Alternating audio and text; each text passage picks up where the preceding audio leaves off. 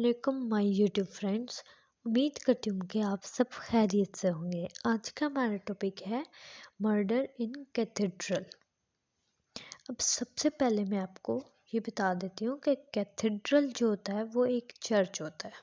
जो आपने देखा होगा क्रिश्चियंस के चर्च होते हैं, ये वो कैथेड्रल की बात की है चर्च की। कि मर्डर जो इस ड्रामे में, इस प्ले में होगा वो एक चर्च में होगा। ठीक है, इसको लिखा है टी.एस. एलियट ने, जो कि पैदा हुए थे 1888 में और उनकी डेथ हुई थी 1965 में। उसके बाद आ जाती है कि टी.एस. एलियट ने ये प्ले लिखा है इसलिए ताकि लोगों को, ऑडियंस को थॉमस बेकेट की और हेनरी सेकंड की हिस्ट्री के बारे में पता चले कि उन्होंने कैसे थॉमस बेकेट को मारा था। थॉमस बेकेट एक आर्च बाइशप थे और 4 सोल्जर्स हेनरी सेकंड के, जिन्होंने थॉमस बेकेट को मारा था कैंटरबरी इंग्लैंड में 1170 में। ये प्ले लिखा गया है 1935 में और इसको पब्लिश भी 1935 में किया गया था और लिखा भी 1935 में गया था। अब आ जाती है आगे इसकी सेटिंग के बाद। सेटिंग इसकी कैंटरबरी इंग्लैंड दिसंबर 1170 की है। ये हो गया इसका बैकग्राउंड, क्योंकि हमें एक ड्रामा या कोई भी चीज़ पढ़ने से पहले इसके थोड़ा बैकग्राउंड के बारे में पता चलना चाहिए। तो ये हो गया इसका बैकग्राउंड। अब मैं आपको स्टोरी स्टार्ट करके बताती हूँ। तो स्टोरी स्टार्ट करते हैं। सबसे पहले ये एक क्रिश्चियन ट्रेजेडी है जो कि डिवाइड हुआ है 2 पार्ट्स में। मतलब ये जो प्ले है ये क्रिश्चियन ट्रेजेडी है, ठीक है, और इसको 2 हिस्सों में डिवाइड किया है इस प्ले को। ठीक है, हो गया। आगे आ जाती है बात कोरस। जो पहला कैरेक्टर है वो कोरस है। कोरस असल में एक ग्रुप है वुमेन का, औरतों का एक ग्रुप है जो कि कहते हैं कि थॉमस बेकेट जो है वो कैंटरबरी से 7 साल के लिए दूर चले गए हैं। पहले वो इसी ग्रुप का मेंबर थे, लेकिन अब वो 7 साल के लिए दूर चले गए हैं। अब क्या होता है कि वो दूर इसलिए गए हैं क्योंकि उनका एक कन्फ्लिक्ट हो गया था रिलीजियस और पॉलिटिकल। किसके साथ? हेनरी सेकंड के साथ। हेनरी सेकंड के साथ हो गया था कन्फ्लिक्ट। कौन सा? रिलीजियस और पॉलिटिकल कन्फ्लिक्ट हो गया था। किसका? थॉमस बेकेट का। जो कोरस है वो मिस करते हैं प्रेजेंस ऑफ थॉमस बेकेट, लेकिन कोरस मतलब जो ग्रुप है औरतों का, वो ये नहीं चाहते कि थॉमस बेकेट वापस आए, क्योंकि अगर वो आ गए तो फिर जो उनका प्रीवियस प्रॉब्लम था वो दोबारा से स्टार्ट हो जाएगा। प्रीवियस प्रॉब्लम मतलब कि जो उनका कन्फ्लिक्ट चल रहा था हेनरी सेकंड के साथ, मतलब जो उनका झगड़ा, उनका जो तजाद था रिलीजियस और पॉलिटिकल हेनरी सेकंड के साथ, वो दोबारा से शुरू हो जाएगा। इसलिए वो चाहते हैं कि वो वापस ना आए। और उनको ये भी है कि अगर वो वापस आ गए तो वो मार दिए जाएंगे। हेनरी सेकंड उसको मरवा देगा। क्या होता है कि 3 प्राइस्ट जिन्होंने सर्व किया था, पहले सर्व किया था आर्च बाइशप को, 3 पुजारियों ने, वो अब एंटर हो रहे हैं। किधर एंटर हो रहे हैं? कैथेड्रल में, चर्च में वो एंटर हो रहे हैं। तो हार्नाल्ड के नाम का एक बंदा आता है जो मैसेंजर है। ठीक है, मैसेंजर पैगाम रसाए, वो पैगाम लेके आता है और वो कोरस को एक पैगाम देता है। कोरस मतलब वो ग्रुप को एक पैगाम देता है कि थॉमस बेकेट जो हैं वो आ रहे हैं, मतलब आ गए हैं और वो दाखिल हो रहे हैं इधर, ठीक है, ये कैथेड्रल में दाखिल हो रहे हैं।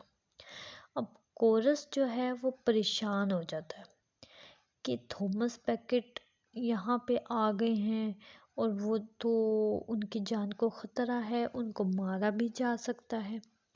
तो अब जो प्राइस्ट थे, पुजारी, वो जाते हैं उनका वेलकम करने के लिए थॉमस बेकेट का कैंटरबरी में। असल में ये जो कैंटरबरी है और कैथेड्रल, कैंटरबरी जगह का नाम है जिधर कैथेड्रल मतलब चर्च वहाँ पे बना हुआ है, ठीक हो गया। वहाँ पे ये वेलकम करने के लिए उनको जाते हैं। जब थॉमस बेकेट एंटर हो रहे होते हैं तो 4 टेम्पटर्स भी एंटर होते हैं 1 बाय 1। वैसे जो ये टेम्पटर्स वर्ड है इसका मीनिंग होता है लालच देने वाले, तो यहाँ पे ये टेम्पटर वर्ड यूज़ किया है कि 4 टेम्पटर एंटर होते हैं, ठीक है, 1 बाय 1, और वो जाते हैं थॉमस बेकेट के पास और 1 बाय 1 अपना प्रपोज़ल सामने रखते हैं उनके, ठीक है। अब वो प्रपोज़ल सामने क्या रखते हैं, ये बात होती है। फर्स्ट टेम्पटर आता है और वो कहता है कि थॉमस बेकेट को कहता है कि थॉमस बेकेट और हेनरी सेकेंड का जो रिलेशनशिप था फ्रेंड्स का, पहले वो दोस्त हुआ करते थे, तो वो वक्त याद करें। वो उनको वो वक्त याद करवाता है जब पुराना वक्त, जब वो अच्छे दिन थे, वो दोस्त थे, तो वो उनको वक्त याद करवाता है। असल में जो ये पहला टेम्पटर है ये चाहता है कि थॉमस बेकेट अपना रिलेशनशिप ठीक कर लें हेनरी सेकेंड के साथ। अब थॉमस बेकेट है वो कहते हैं कि फर्स्ट टेम्पटर को कि पास्ट पास्ट था और ये पास्ट ही रहेगा, मतलब माजी माजी था और ये माजी ही रहेगा।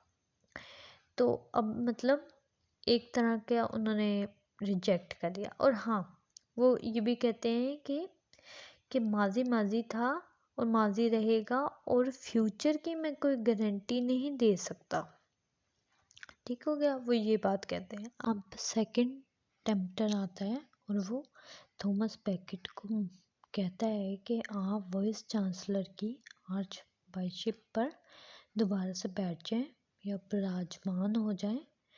तो थॉमस बेकेट जो होता है वो इसको भी मना कर देते हैं सेकंड टेम्पटर को, क्योंकि थॉमस बेकेट समझते हैं कि स्पिरिचुअल आर्च बाइशप ज़्यादा पावरफुल होती है आर्च बाइशप ऑफ चांसलर से, वाइस चांसलर से, ठीक हो गया। अब तीसरा टेम्पटर आता है और वो पहले वाली बात कहता है जो पहले टेम्पटर ने की थी कि आप अपना रिलेशनशिप हेनरी सेकंड के साथ ठीक कर लें। तो ये बात वो पहले ही रिजेक्ट हो गई थी, अभी भी वो रिजेक्ट हो गई है। अब फोर्थ टेम्पटर आता है और वो सजेस्ट करता है कि आप शहीद हो जाएं और आप मुस्तकबिल में शहीद के नाम से पहचाने जाएंगे। तो थॉमस बेकेट इसकी बात को भी रिजेक्ट कर देता है, क्योंकि उसका मानना ये होता है कि जो शहादत है वो सही है, लेकिन शहादत दिखावे के लिए की जाए तो ये एक सेल्फिशनेस है कि दिखावे के लिए इंसान शहीद हो जाए, तो ये एक सेल्फिशनेस है। तो इसलिए उन्होंने थॉमस बेकेट ने ये फोर्थ टेम्पटर को भी रिजेक्ट कर दिया। अब यहाँ पर फर्स्ट पार्ट ख़त्म हो जाता है, आगे आ जाता है कि अब इंटरलूड में कैंटरबरी कैथेड्रल में थॉमस बेकेट स्पीच देते हैं ऑडियंस को। थॉमस बेकेट ऑडियंस को स्पीच देते हुए कहते हैं कि जो ऑडियंस है, जो लोग हैं, वो सोचें सिक्योरिटी के बारे में, जो कि रिलेटेड तो डिवाइन के पर्सपेक्टिव से होती है। अब थॉमस बैकेट कहते हैं कि मुझे लगता है कि मैं जो आपसे ये बात कर रहा हूँ, ये मैं आखिरी बार बात कर रहा हूँ। मुझे ऐसा लग रहा है कि हो सकता है कि इसके बाद मैं शहीद हो जाऊँ, मुझे ऐसा लगता है। और इसके साथ वो अपनी स्पीच ख़त्म कर देते हैं। फिर क्या होता है कि यहाँ से अब दूसरा पार्ट स्टार्ट हो रहा है। अब यहाँ से दूसरा पार्ट स्टार्ट होता है कि अब 4 सोल्जर्स हेनरी सेकंड के वो कैथेड्रल में दाखिल होते हैं और थॉमस बैकेट को सलाम करते हैं और कहते हैं कि ये गद्दार है, क्योंकि ये किंग हेनरी ने इसको वाइस चांसलर बनाया था इंग्लैंड का और आर्च बाइशप का, लेकिन थॉमस बैकेट ने ड्रॉप कर दिए ये चांसलरशिप को। और सोल्जर्स, या इनको नाइट्स भी कहते हैं, सोल्जर्स कहते हैं कि इसने रूल्स और पॉलिसीज़ जो किंग ने बनाई हुई थी, इसने, ये थॉमस बैकेट ने वो सारी तोड़ दी हैं, उसकी खिलाफ वर्जी की है, उन रूल्स की, उन पॉलिसीज़ की खिलाफ वर्जी की है इसने। ये नाइट्स हेनरी ने भेजे थे। जब ये नाइट्स आगे आए थॉमस बैकेट पर हमला करने के लिए, अटैक करने के लिए, तो जो प्राइस थे और जो लोग थे चर्च में या कैथेड्रल में, वो आगे आए थॉमस बैकेट को डिफेंड करने के लिए, क्योंकि वो सब जानते थे कि ये नाइट्स जो हैं ये आए हैं थॉमस बैकेट का मर्डर करने। तो ये प्राइस्ट जो हैं ये थॉमस बैकेट को समझाने लग गए कि तुम अपने आप को कहीं भी छुपा लो, तुम कहीं छुप जाओ। तो थॉमस बैकेट ने इनकी बात को रिजेक्ट कर दिया। जब ये नाइट्स दोबारा एंटर होने लगे कैथेड्रल में अटैक करने के लिए, तो प्राइस्ट ने इनको रोक लिया फ्रंट डोर पे और इनको अंदर दाखिल नहीं होने दे रहे थे। लेकिन थॉमस बैकेट ने इनको कहा कि दरवाज़ा, फ्रंट डोर जो है वो खोल दिया जाए, क्योंकि उन्होंने कहा कि किसी को भी हम कैथेड्रल में या मतलब चर्च में अंदर आने से रोक नहीं सकते। कैथेड्रल जो है ये एक मुक़द्दस जगह है और यहाँ पे किसी को अंदर आने से रोका नहीं जा सकता। तो ये प्राइस जो होते हैं फिर ये दरवाज़ा खोल देते हैं और जो नाइट्स होते हैं वो अंदर आ जाते हैं कैथेड्रल में और मर्डर कर देते हैं थॉमस बैकेट का। कोरस जो होता है, मतलब मैंने आपको बताया था कि वो जो औरतों का ग्रुप होता है वो chorus was weeping at the murder of Thomas Becket. अब क्या है कि कोरस जो भी वो पूरा ग्रुप है वो थॉमस बैकेट के मर्डर पर बहुत रोते हैं, उनको बहुत दुख होता है, वो बहुत रोते हैं। फिर जो नाइट्स होते हैं वो आते हैं ऑडियंस के सामने, जो लोग होते हैं ऑडियंस उनके सामने आते हैं और एक्सप्लेन करते हैं कि वो कैसे ट्रेटर था, मतलब वो कैसे गद्दार था। और वो कहते हैं कि वो अपनी मौत का जिम्मेदार खुद था। कोरस कंक्लूड करता है, कोरस मतलब वो जो ग्रुप है औरतों का, वो कंक्लूड करता है इस प्ले को बाय प्रेइंग टू गॉड। दुआ करते हैं वो अपने गॉड से कि गॉड जो है वो फॉरगेट कर दे उनकी मिस्टेक्स को, नाइट्स की, कि मतलब जो नाइट्स ने मर्डर किया है थॉमस का वो उनको माफ़ कर दे उनका खुदा। और फिर यहाँ पे प्ले एंड हो जाता है। अब मैं आपको थोड़ा सा कंक्लूड करके बताती हूँ कि पूरी स्टोरी क्या है। पूरी स्टोरी में सबसे पहले कोरस के बारे में बताया कि ये औरतों का ग्रुप है, ठीक है। इसी में थॉमस भी शामिल था, लेकिन वो चला गया था 7 साल के लिए दूर चला गया था कैंटरबरी से। फिर क्या हुआ कि वो जो था कोरस, वो ये चाहते थे कि वो वापस ना आए क्योंकि उसकी जान को ख़तरा था कि उसका हेनरी सेकंड के साथ कन्फ्लिक्ट हुआ था, पॉलिटिकल और रिलीजियस कन्फ्लिक्ट हो गया था, इसलिए वो चाहते थे कोरस के वो वापस ना आए। 3 प्राइस्ट की एंट्री होती है, फिर उसके बाद हर्नाल्ड एक मैसेंजर आता है, उसकी एंट्री होती है और वो बताता है कि थॉमस बेकेट जो हैं वो आ रहे हैं। फिर क्या होता है कि वो जो कोरस होता है, वो ग्रुप होता है, वो परेशान हो जाता है कि उसकी जान को तो खतरा है। तो अब क्या होता है कि जो ये 3 प्राइस्ट आए थे, ये उसके वेलकम के लिए जाते हैं और जैसे ही वो थॉमस बेकेट एंटर होता है, 4 टेम्पटर्स जो होते हैं वो अंदर बारी बारी आते हैं। पहला टेम्पटर आके कहता है कि अपना हेनरी सेकंड के साथ अपने ताल्लुकात बेहतर कर लो।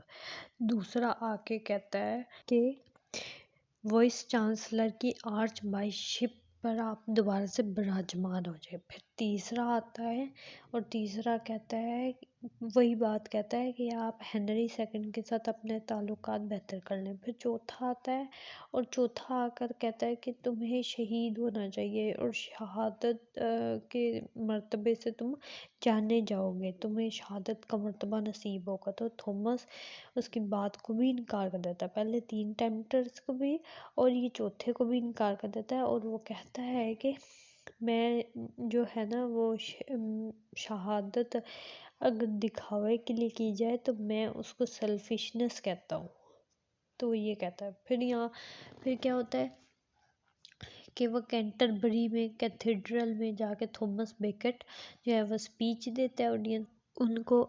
आखिरी अल्फाज ये कहता है कि मुझे लगता है कि मैं जो आपके सामने खड़ा हूँ और स्पीच दे रहा हूँ, मुझे लगता है ये मैं आखिरी बार आपसे बात कर रहा हूँ और उसके बाद मैं जल्द शहीद हो जाऊँगा, मुझे ऐसा लगता है।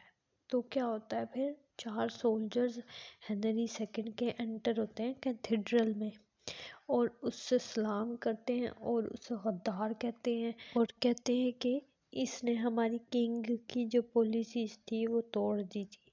फिर जब नाइट्स उनके आगे आते हैं तो जो प्राइस्ट होते हैं वो उनके आगे आके खड़े हो जाते हैं और थॉमस थॉमस बेकेट को डिफेंड करते हैं और उसको मशवरा देते हैं कि तुम छुप जाओ। तो वो इनकी बात को इनकार कर देता है। फिर जब वो दोबारा आगे आने लग जाते हैं नाइट्स, तो वो क्या करते हैं कि उनको दरवाजे पे ही रोक लेते हैं। तो फिर उनको अंदर नहीं आने देते। तो थॉमस बेकेट कहता है कि नहीं, अंदर इनको आने दो क्योंकि हम कैथेड्रल में आने से इनको रोक नहीं सकते, किसी को भी नहीं रोक सकते क्योंकि ये एक मुक़द्दस जगह है। तो वो दरवाज़ा खोल देते हैं। तो फिर क्या होता है कि ये नाइट्स अंदर आकर थॉमस बेकेट का मर्डर कर देते हैं और फिर नाइट्स जो हैं, फिर कोरस जो है वो रोते हैं थॉमस बेकेट की मर्डर पर और जो नाइट्स होते हैं वो ऑडियंस के सामने आकर एक्सप्लेन करते हैं कि वो किस तरह गद्दार था और वो अपनी मौत का खुद जिम्मेदार था। वो ये सारी बातें करते हैं और फिर कोरस इस प्ले को कंक्लूड करता है और अपने खुदा से दुआ करता है कि इनको इन नाइट्स को माफ़ कर देना कि इन्होंने थॉमस बेकेट का कत्ल किया है। तो इधर प्ले ख़त्म हो जाता है। उम्मीद करती हूँ कि आपको मेरी वीडियो अच्छी लगी होगी। अगर आपको मेरी वीडियो अच्छी लगी हो तो मेरे चैनल को सब्सक्राइब, वीडियो को लाइक और शेयर करना बिल्कुल भी ना भूलिएगा और मेरे कमेंट्स में बताएं कि आपको मज़ीद मेरे से किस तरह की वीडियो चाहिए। Thank you.